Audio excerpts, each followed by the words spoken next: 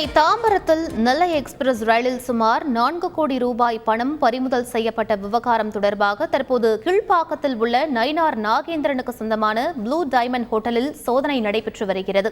இது பற்றிய மேலும் விவரங்களை எமது செய்தியாளர் சாலமன் சொல்ல கேட்கலாம். வணக்கம் சாலமன், உங்களுடைய தகவல் என பதிவு பண்ணுங்க. நேற்றிரவு நெல்லை எக்ஸ்பிரஸ் ரயிலில் பாஜக வேட்பாளர் நயினார் நாகேந்திரனுக்கு பணம் கொண்டு செல்லப்படுவதாக கிடைத்த தகவலின் பேர்ல தேர்தல் பறக்கும் படை அதிகாரிகள் சோதனை மேற்கொண்டு அங்கிருக்கக்கூடிய 3 நபர்களை பிடித்தனர். பிடித்து அவர்களிடம் சோதனை மேற்கொண்ட போது சுமார் 6க்கும் மேற்பட்ட பணிகள்ல 4 கோடி ரூபாய்க்கு அளவு பணம் இருப்பது தெரிய வந்ததை அடுத்து உடனடியாக அவர்களை தேர்தல் பறக்கும் படை அதிகாரிகள் கைது செய்து விசாரணை மேற்கொண்டனர். அவர்களது பெயரானது கொளத்தூர் திருவிக்கா நகரை சேர்ந்த சதீஷ் மற்றும் அவரது தம்பி நவீன் மற்றும் ஸ்ரீவன் வைகுண்டம் பகுதியை சேர்ந்த பெருமாள் ஆகிய 3 பேர் என்பது தெரிய வந்தது.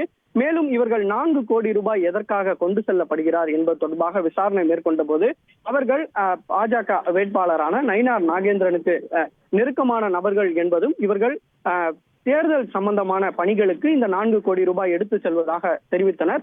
ஆனால் அவர்களிடம் உரிய ஆவணங்கள் இல்லாததால் அந்த பணத்தை தேர்தல் பறக்கும்படை அதிகாரிகள் பறிமுதல் செய்து அந்த 3 நபர்களையும் கைது செய்தனர். இவர்கள் எங்கிருந்து பணத்தை கொண்டு சென்றனர் என்பது தொடர்பாக தேர்தல் பறக்கும் படை அதிகாரிகள் இவர்களிடம் விசாரணை மேற்கொண்ட போது இவர்கள் சென்னையில் இருந்து அவருக்கு அதாவது நயினார் நாகேந்திரனுக்கு சொந்தமான இடங்கள்ல இருந்து அவர் கொண்டு செல்லப்படுவது தெரிய வந்ததை அடுத்து இவருக்கு தொடர்புடைய நபர்கள் யார் சென்னையில் தங்கினர் என்பது தொடர்பாக விவரங்களை சேகரித்து நேற்று நள்ளிரவு சாலி கிராமத்தில் உள்ள நயினார் நாகேந்திரன் நெருக்கமான நபரான முருகன் என்பவர் வீட்டுல சோதனை மேற்கொண்டனர்.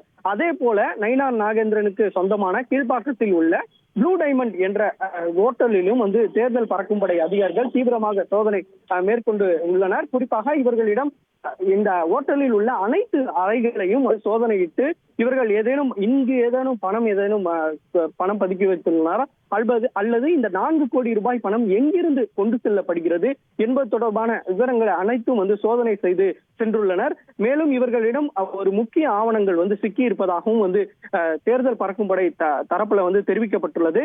கைது செய்யப்பட்ட 3 நபர்களிடமும் தொடர்ச்சியாக விசாரணை மேற்கொண்டு வருகின்றனர். இந்த பணம் பட்டுவாடா செய்வதற்காக கொண்டு செல்லப்படுகிறதா அல்லது தேர்தல் பணிகளுக்கு தான் கொண்டு செல்லப்படுகிறதா என்பது தொடர்பான விவரங்களை தற்போது சேகரித்து வருகின்றனர்.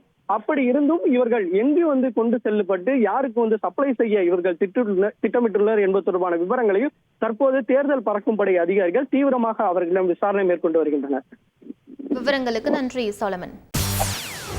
செய்திகளை உடனுக்குடன் தெரிந்து கொள்ள உடனே சப்ஸ்கிரைப் பண்ணுங்க.